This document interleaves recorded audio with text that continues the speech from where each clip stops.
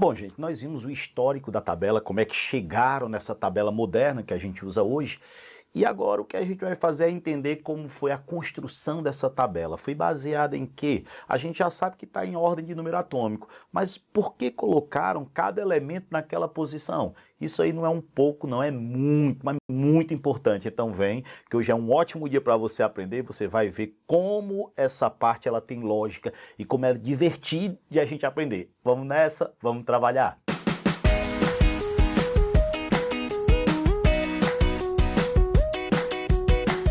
Olha, a primeira coisa é cada elemento foi colocado dentro de uma caixa. E dentro dessa caixa eu tenho informações a respeito daquele elemento. Então vamos começar lembrando o seguinte. Eu tenho um número aqui em cima, que é o número atômico, que é o número de prótons, é o Z, né? Número atômico. Beleza. Eu tenho aqui um número embaixo, gente, que é o peso atômico, a massa atômica relativa. A gente entende já o que é esse relativo. Eu tenho o símbolo e eu tenho o nome desse elemento. Então são essas as características que a gente tem normalmente dentro dessa caixinha. Lembre que eu tenho dois números. Um é o número atômico e o outro é a massa. Em algumas tabelas você encontra ele ao contrário, mas para você saber, o número atômico é sempre o menor e a massa vai ser sempre o maior dos números. Então isso aí não tem problema. Uma coisa que chama a atenção de alguns. Há um tempo atrás, a gente viu que a massa, o número de massa, é dado como sendo o número de prótons mais o número de nêutrons. Gente, se é próton mais nêutron, o número de massa tem que ser um número inteiro. Aí quando você vai aqui, você vê, poxa, 6,94 é um número quebrado. Como é que isso aconteceu? O que rola é que na tabela periódica, o que eu vou colocar não é o número de massa do átomo, não é próton mais nêutron. O que acontece, por exemplo, vou pegar aqui um exemplo. O cloro é um elemento que tem um isótopo que pesa 35 e tem um isótopo que pesa 37. Então na tabela eu nem vou poder colocar 35 nem colocar 37, eu vou ter que colocar uma média, porque senão eu vou estar esquecendo um isótopo ou esquecendo o outro. Então eu vou ter que fazer uma média. Aí você vai, pô, Michel, entendi mais ou menos. Agora acontece uma outra coisa legal, ó.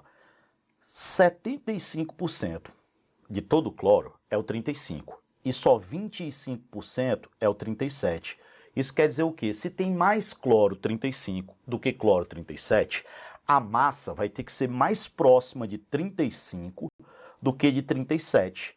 Então eu não vou fazer uma média aritmética. Eu vou fazer uma média ponderada, levando em consideração a porcentagem que eu tenho de cada um. Nesse caso, ó, eu posso dizer que a massa do cloro seria 75 vezes 35, mais 25 vezes 37, dividido por 100, que é o total. Se vocês calcularem, essa massa dá em torno de 35,5. Percebam que ela está mais próxima de 35 do que do 37, porque tem mais do cloro 35 do que do cloro 37. E quando você vai procurar ele aqui, ó, cadê o cloro? Tá aqui. Vocês veem que o cloro ele é 35,45, ou seja, bem próximo do que a gente alcançou. Então lembre que a massa atômica ela pode ser quebrada na tabela porque ela é a média de todos os isótopos daquele elemento. Tranquilo isso? Isso é a primeira coisa que pode cair e já não é você que vai cair nessa daí, né? Então vamos desenrolar o resto. Vamos entender como é que foi montada a tabela. A gente já sabe que cada elemento tem uma caixinha e já sabe o que é que significa cada um dos números. Agora, olha só essa situação. A tabela é constituída de famílias e períodos. Gente, eu preciso demais que vocês saibam o seguinte. Os períodos, tá certo? São as linhas. Então os períodos são as linhas. E, gente, as linhas, elas querem dizer o número de camadas que o átomo tem. E as famílias são as colunas.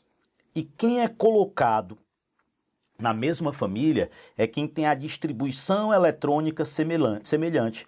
Distribuição eletrônica semelhante. Beleza. Agora vamos bem devagar. Gente, qual é o número máximo de camadas que o átomo pode ter? O átomo, ele só pode ter 7 camadas. O maior átomo só tem 7, por isso que a tabela só tem 7 períodos. Olhem só que coisa bacana, a gente começando a entender como é que a tabela foi feita. Por que que ela só tem 7 períodos? Porque o átomo só pode ter 7 camadas. Agora, por que eu tenho 18 famílias na tabela? Gente, se nós formos fazer a distribuição dos elementos que eu coloquei aqui, vocês vão perceber que o hidrogênio, que é o primeiro, termina em S1. O próximo é o hélio, que termina em S2. E depois eu já vou para a próxima camada, para o próximo período. Olhem para o diagrama de Linus Pauling, por gentileza. Aqui, ó, passei pelo primeiro, um S2, aí eu volto. Aí quando eu entro no segundo período, ó, comecei o segundo período, eu volto. Continua o segundo período. Opa, quando chega bem aqui eu vou colocar a seta, eu estou entrando no terceiro período. Então, quantos elementos eu tenho? Eu tenho 2, 6, 8. Pode olhar. 1, 2, 3, 4, 5, 6, 7, 8. A gente começa a ficar feliz e a entender o seguinte. Na primeira, a galera termina em S1. Depois termina em S2. Aí depois eu entro no P. Ó. Depois do 2S vem o P. Então isso aqui seria P1, P2, P3, P4, P5 e P6. Exceto o hélio, que é gaiato aqui, ó, que termina em S2. Os outros terminam em P6. Vamos continuar? Próximo período, eu estou no terceiro, ó. Terceiro aqui, vamos lá. Sobe. Terminou o terceiro. Vou colocar logo aqui o final da seta, ó. Terminou. Aqui já começa o quarto, né? Eu tenho novamente só 8 elementos, ó. 2 aqui e 2 aqui. Podem ver, ó. 1, 2, 3, 4, 5, 6, 7, 8. Começa a ficar tão bacana, tão simples, ó. Vamos continuar. Entrei no quarto. Agora que ficou legal, ó. Opa, apareceu o D pela primeira vez. Continua no quarto, ó, o quarto aqui. Entrou no quinto. Vou colocar a seta bem aqui, ó, indicando que eu entrei no quinto. Continua. Aí depois, ó, assim sucessivamente. Vocês podem continuar até onde vocês quiserem. Mas aqui vocês percebem que quando eu começo o quarto, que é bem aqui, ó, daqui, e eu termino o quarto bem aqui, ó, eu tenho 2 elétrons, 10, 12, mais 6, 18. 1, 2, 3, 4, 5, 6, 7, 8, 9, 10, 11, 12, 13, 14, 15, 16, 17, 18. Então esse aqui termina em D1, D2, D3, assim sucessivamente até D10. Então agora vocês acabaram de entender porque que são 18 famílias. Porque o S aqui, ó, S é 2, o D é 10 e o P 6. 2, 10, 6, 18. 7 camadas e 18 famílias. Aí você vai, Michel, e o F, hein? O F, gente, são esses dois grupos aqui, ó. Quando termina em F, os elementos são tão parecidos, que eles ficam todos na mesma caixa e como a tabela ficaria estranha, colocaram para o lado de fora. Então aqui são os elementos terminados em F, que a gente sabe que são 14. O primeiro, que está aqui no sexto período, são os lantanídeos. E os de baixo são os actinídeos. Entenderam mais ou menos? Vamos fazer o seguinte, tabela em branco para a gente revisar. Olha só, tabela em branco. Respira. Vamos pensar? Essa galera aqui, esses dois primeiros aqui, são terminados em S. Depois vem a galera que é terminada em D. Depois a galera que é terminada em P. E aqui a galera terminada em F. Vamos colocar alguns nomes legais? S e P, a gente diz que são elementos representativos. D, que é essa galera que está aqui no meio, são os elementos de transição externa, gente, ó, transição externa, tem que saber, viu? Tem que saber isso aí. E F, que é essa galera que está fora, lantanídeos e actinídeos, são os elementos de transição interna. Às vezes vem uma confusão na cabeça assim, Michel, mas engraçado, né? Porque estão fora da tabela e são interna. Interna porque estão todos no mesmo buraquinho. Lembrem que todos os lantanídeos são muito parecidos, tanto é que ocupam o mesmo buraco. E todos os actinídeos são muito parecidos, ocupam o mesmo buraco. Agora a gente já sabe o seguinte, período é o número de camadas. Família é pela distribuição eletrônica. Gente, todo mundo que está na mesma família tem propriedades muito parecidas, físicas e químicas, propriedades muito parecidas. Por isso que o nome é família, porque os elementos são semelhantes, os elementos são parecidos. Tranquilo isso daí? Eu quero mais um pouquinho de vocês, aproveitando que agora a gente já entendeu bem o que é um elemento representativo, o que é um elemento de transição interna, um elemento de transição externa, lantanídeo, actinídeo, a gente já sabe o que é família, a gente já sabe o que é período. Eu queria lembrá-los o nome de algumas famílias. Vou pegar de novo a tabela em branco, de novo, e eu queria que vocês lembrassem. A primeira família a gente chama de família dos metais alcalinos. Aí você já vê uma coisa interessante. O hidrogênio ele não é metal. Se o hidrogênio ele não é um metal, ele não era para estar na família 1A, mas o pobre coitado não tem nenhuma família com propriedades que nem as dele. Então ele é meio que um isolado na tabela, eu posso ser que ele é à parte, ele podia estar solto na tabela, pobre coitado aí. Já a família 2A aqui são os metais alcalinos terrosos. Gente, família 18, tá? Antiga família 8A. São os gases nobres. E os gases nobres têm por característica inerente a eles serem bastante estáveis. Muito difícil de fazer um gás nobre reagir. Os elementos da família 7A são os halogênios, que são formadores de sal. Os da 6A, família 16, hoje são os calcogênios. Aí depois eu tenho família do nitrogênio, família do carbono e família do boro. Então, pelo menos para ter uma noção, colocar aí, ó, você está fazendo o seu esquema bem direitinho, coloque aí metais alcalinos, alcalinos terrosos, família 1, família 2. Hoje vai de 1 até 18, mas antigamente a gente tinha 1A, isso aqui era o bloco A. Aqui no meio, a gente chamava de bloco B. E o mais esquisito, gente, começava com 3B, aí depois vinha 4B, 5B, 6B, 7B, aí era 8B, 8B, 8B, 1B, 2B. Por isso o pessoal reclamava tanto que a tabela era difícil. Então, mais fácil chamar de 1 até 18 direto, como é agora, né? Então, 7 períodos, 18 famílias. Do lado de fora, nós vamos ter lantanídeos e actinídeos. Então, tá aí a primeira preocupação que eu tinha. Que vocês entendessem como é que foi montada a tabela, que foi em cima do diagrama de Linus Pauling, que é conhecendo o diagrama de Linus Pauling que vocês conseguem entender. E que tem dois elementos aqui que são atípicos. O hidrogênio, que está lá na 1A por causa da distribuição, mas não é metal. E o hélio. Estão lembrados do hélio? O hélio termina em S2. Quem termina em S2 era para estar aqui na família dos alcalinos terrosos, na família 2. Mas ele está nos gases nobres. Michel, por que ele foi deslocado para lá? Porque ele é muito estável. Se ele é muito estável, ele teve que ir para a família dos gases nobres, mesmo tendo distribuição parecida com a 2A. Então vamos vendo a importância que é a tabela periódica. Agora bora olhar como é que isso cai em prova. Olha só essa questão aqui do Enem.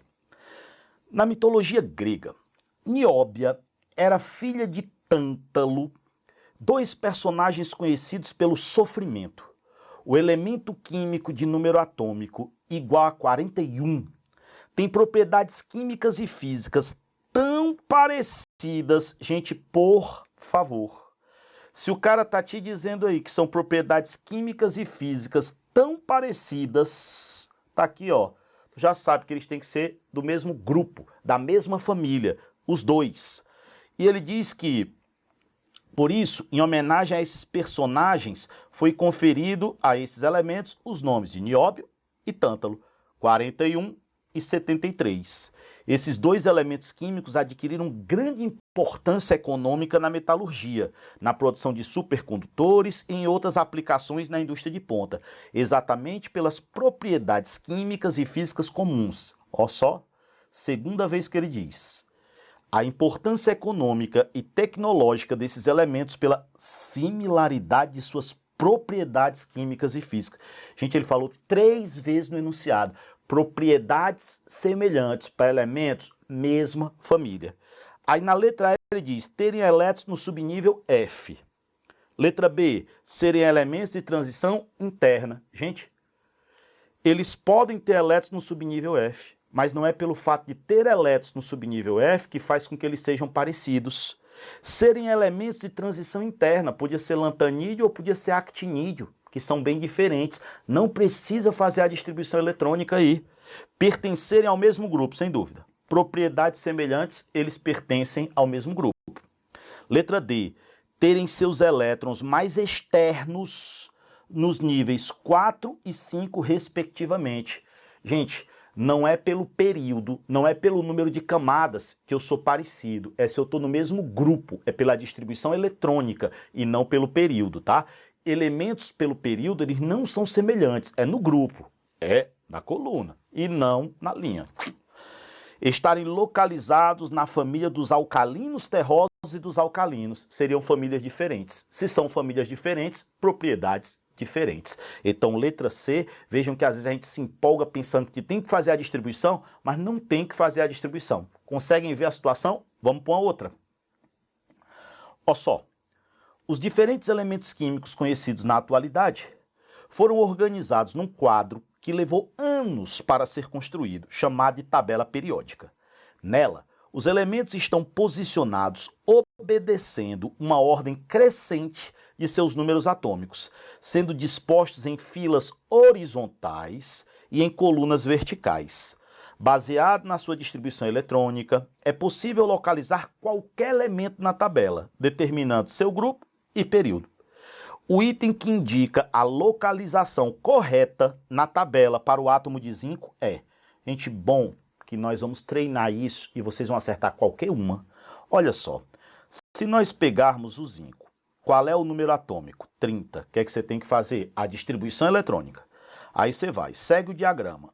1s2, 2s2, 2p6, 3s2, 3p6, 4s2, 3d10. Podem contar que deu 30, ó. Se nós observarmos aqui, aqui eu tenho 10, aqui eu tenho mais 10 e aqui eu tenho mais 10, 30. Fechou. Vou tirar para não atrapalhar a gente. Então eu tenho 30. Como é que eu sei o período? Eu disse para vocês que o período é o número de camadas que o átomo tem. Gente, esse cara tem 1, 2, 3, 4. Aí você vai dizer, e aqui que é 3, gente? É quantas camadas? Ele tem 4. Então eu posso dizer que esse cara ele está no quarto período. Então, quarto período, beleza. É o período no qual ele está, quarto período. Agora, ele quer saber qual é o grupo. Vocês lembram como é que a gente faz o grupo? O primeiro termina em S1, depois S2, aí D1, D2, até D10. S2, D10. Então, ele está no 12º grupo. É ou não é simples? S2, D10. Simples, ó, fácil, numa boa. Ele está no quarto período e na coluna 12. Qualquer uma agora vocês fazem. Não resta dúvida sobre isso, tá? Eu vou colocar 2 exemplos e vocês vão pensar. Eu vou tirar isso aqui um pouco, ó. Vou colocar isso aqui um pouco para cá. Vamos pensar que eu tenha essa distribuição aqui. Se aparecesse isso, 1s2, 2s2, 2p6, 3s2, 3p6, 4s2, 3d6. Vamos lá. Primeiro, qual é o período? Aí você vai 1, 2, 3, aí você já vê, opa, já sei demais, é o quarto período. Então aqui é quarto período. Olha como você já começa a ficar achando que a coisa é fácil. Depois você lembra como é que foi construída a tabela? S1, S2. S1, S2. Aí D1, D2, D3, D4, D5, D6. S2, D6, ele está no grupo 8. Grupo 8. É ou não é fácil? Agora jogando a real, é tranquilo. Mais um, não custa nada. Lá vamos nós. Aparece esse, ó, 1s2, 2s2, 2p6, 3s2. Lá vai tu. Como eu vou precisar disso aqui em distribuição? Você vê qual é o período. Período 1, 2, opa, 3. Terceiro período. Então esse rapaz é do terceiro período. Agora a gente já vai brincando, ó. Terceiro período. Qual é a família? Ele terminou em quê? S2. Tu olha para cá pro final dele, ó, se ele terminou em S2, S1, S2. Segundo grupo. Super fácil, super tranquilo, na boa. Falta vocês lembrarem lantanídeos e actinídeos. Qual é a única diferença entre lantanídeos e actinídeos? Os lantanídeos, eles estão no sexto e os actinídeos no sétimo. Essa seria a diferença entre os dois. Tranquilo isso? Vamos para uma outra classificação ainda importante, então sem perder tempo, sem ficar, ai, acabou, tô relaxado. Não, calma. Vamos pegar aqui mais uma classificação que eu queria que vocês aprendessem logo. Olhou para a tabela. Eu já falei, ó, essa daqui veio até com o 1, o 2, o 3B, tudo para vocês verem tudo que pode numa tabela e aprender tudo. Gente, então, ó, os primeiros a gente já sabe, né? Eles terminam em S1, aqui em S2, aqui vai terminar em D1 até o D10, aqui P1 até o P6, excetuando o hélio, que termina em S2. Aqui é lantanídeo, ó. A gente sabe que é primeiro, segundo, até o sétimo período. O lantanídeo está no sexto período e o actinídeo no sétimo. E terminam em F. Isso é o que a gente sabe. Agora, por favor, eu queria que vocês lembrassem. Quando você vê assim, na tabela periódica eu já ouvi falar que tem metais e tem ametais. De hoje até a última prova que você for fazer, você vai lembrar a seguinte coisa.